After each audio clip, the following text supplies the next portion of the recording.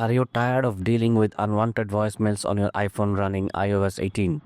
If so, you are in the right place. In this quick tutorial, I'll show you how to easily turn off voicemail, giving you more control over your notification and calls.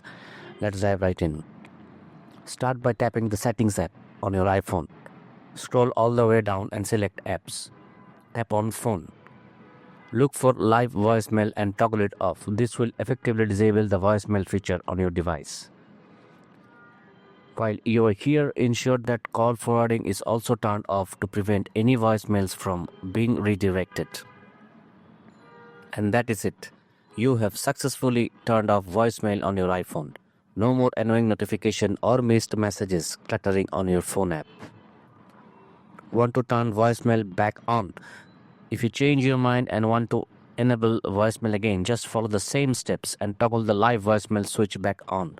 It's that simple.